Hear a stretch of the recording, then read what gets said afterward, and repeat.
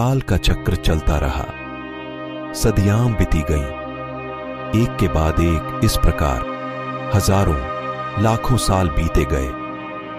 ब्राह्मी का रूप भी बदलता रहा और फिर एक समय ऐसा भी आया कि दुनिया उसे भूल गई। लेकिन अचानक एक दिन क्या हुआ, आगे ब्राह्मी से ही सुने।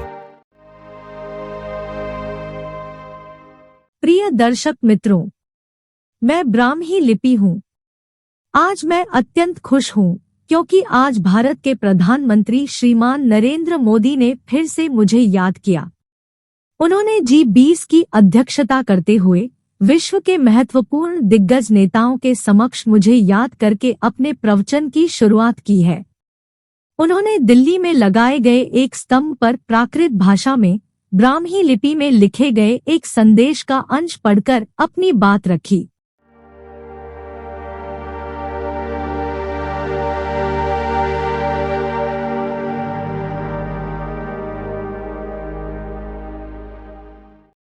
मेरी जीवनी के सारांश पर यह दूसरा वीडियो है।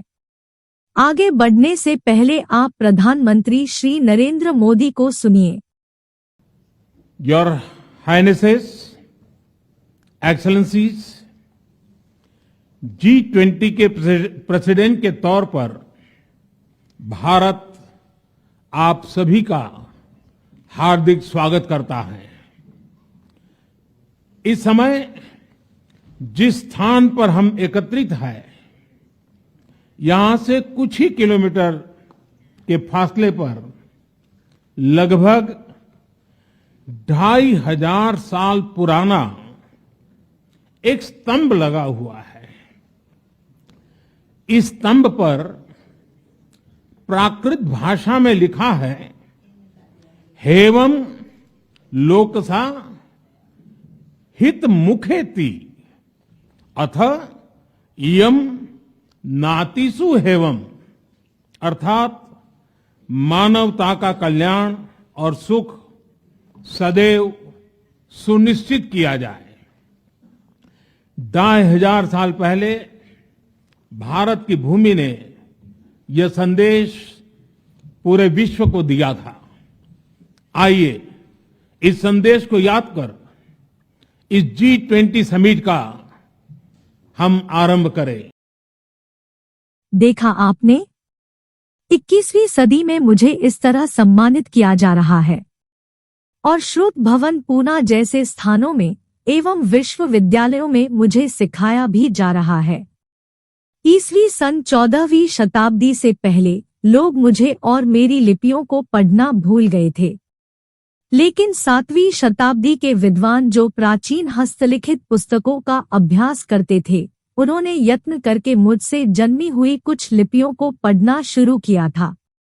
सदियों पहले लोग मुझे पूर्ण रूप से भूल ही गए थे और इस बात का पता तब चला जब ईस्वीसन 1356 में दिल्ली के सुल्तान फिरोज शाह तुगलक एक बार भ्रमण करते करते यमुनानगर के टोपरा कला में आए। वहां पहुंचते ही उसकी नजर एक लंबे स्तंभ पर पड़ी। पहले उन्होंने वह स्तंभ को तोड़ने का विचार किया, लेकिन बाद में उसने इसे अपने साथ दिल्ली ले जाने का निर्णय लिया।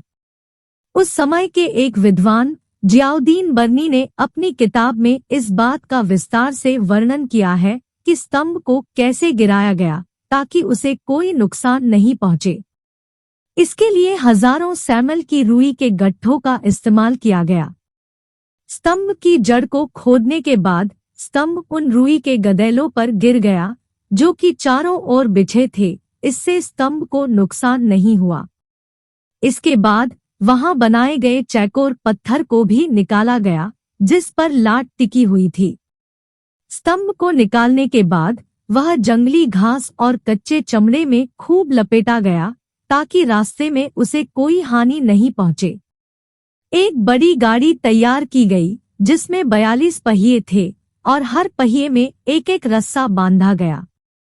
लाट को यमुना नदी तक पहुंचाने में बड़ी मुश्किलें आई। जब वह नदी के किनारे पहुंची तो बादशाह अपनी सवारी पर लाट का इंतजार कर रहे थे।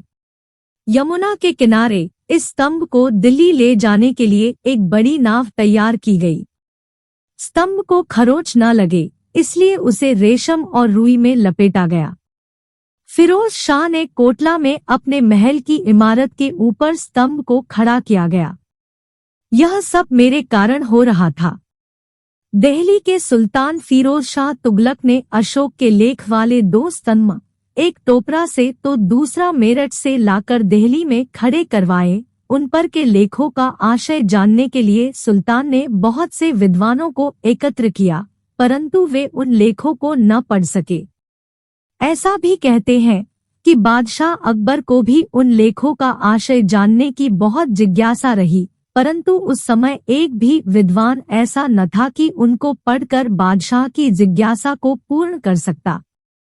प्राचीन लिपियों का अर्थात मेरा और मेरे अन्य रूप का पढ़ना भूल जाने के कारण जब कहीं ऐसा प्राचीन लेख मिल जाता और उसके अक्षर पढ़े नहीं जाते तो उसको देखकर लोग अनेक कल्पना करते थे। उस अक्षरों को देवताओं के अक्षर बतलाते थे, कोई गड़े हुए घन का संदेश कहते और कोई उसको सिद्धिदायक यंत्र बतलाते थे। यह सब बातें सुनकर मुझे हंसना आता था और दुख भी होता था। मुझे अर्थात ब्राह्मी लिपि को भूल जाने के बाद उस स्तंभ पर लिखे हुए संदेश को पहले किसने पढ़ा, वो कहानी में 3रे प्रकरण में बताऊंगी। लेकिन आज बेहद हर्ष के साथ कहना चाहूंगी कि उस स्तंभ पर लिखे गए संदेश की 2-4 पंक्तियों को पढ़कर श्री नरेंद्र मोदी ने पूरे विश्व को मानवता का संदेश दिया है। यह मेरे लिए सबसे बड़ी गर्व की बात है। दोस्तों, अगर आपको यह वीडियो पसंद आया हो तो इसे लाइक कीजिए, शेयर कीजिए और अगर आप पहली बार इस चैनल पर आए हो तो चैनल को जरूर सब्सक्राइब कीजिए। धन्यवाद।